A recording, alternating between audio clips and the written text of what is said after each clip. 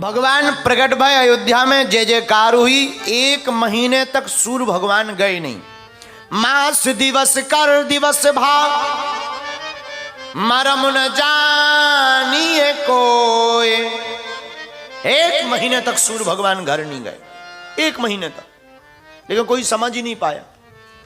बिचारी यज्ञ हुई, हवन, धुआं, तो धुआं में लुकते छिपते रात भगवान के पीछे जाकर रोने लगी। भगवान ने देखा कौन है, बोली मैं हूं रात। भगवान बोले रो क्यों रहे? अरे बोले रोए क्यों ना, भाई साहब जा ही नहीं रहे। सूर्य भगवान जाएं तो हम आए, हम नहीं कह रहे, रामायण कह रही है, गोस्वामी जी लिख रहे हैं। मास दिवस कर दिवस भाव मरम न जानिए कोई भी इस मरम को नहीं जान पाया।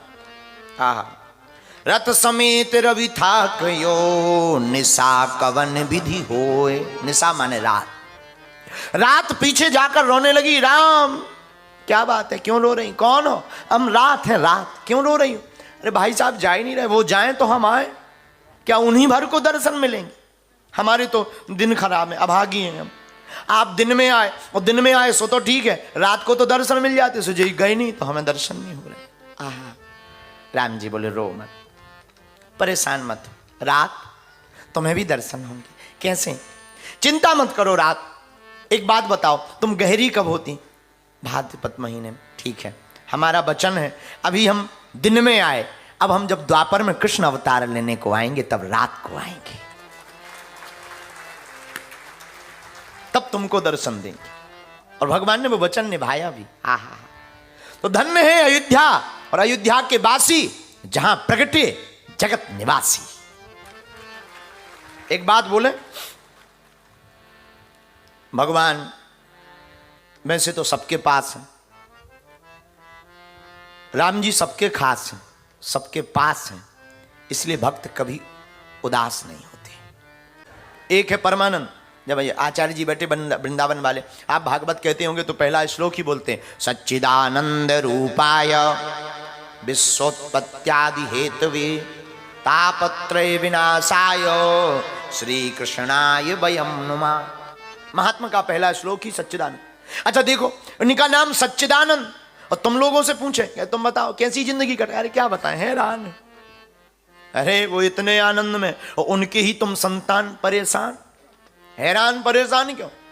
अरे जब तुम्हारे पिता परमात्मा है भगवान, तो तुम क्यों हैरान? कारण क्या है? कारण एक है, क्या?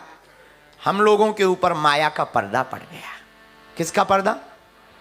बोलिए, ऐसे समझो इस बात को, समझ में बहुत सरल तरीके से आए। एक महात्मा के पास एक पत्थर था, पारस पत्थर। पारस पत्थर को जानते हो? उसका गुण क्या है? लोहे में चुबाते ही वो लोहा को सोना बना देता, ये गुण है। एक महात्मा के पास पारस पत्थर था, लोगों को पता लगा तो एक चोर चंगीलाल ने विचार किया चलो पत्थर को चुराया जाए, तो वो झूठ मूठ का महात्मा का चेला बन गया। महात्मा जब स्नान करने जावे, सोई चंगीलाल वो पत्थर ढूंढे के है कहां। पूरा आश्रम खोज मारा, साल भर में पता नहीं लगा। एक दिन महात्मा से बोला, महाराज क्षमा करना, हम कोई सेवादार नहीं, हम तो चोर हैं।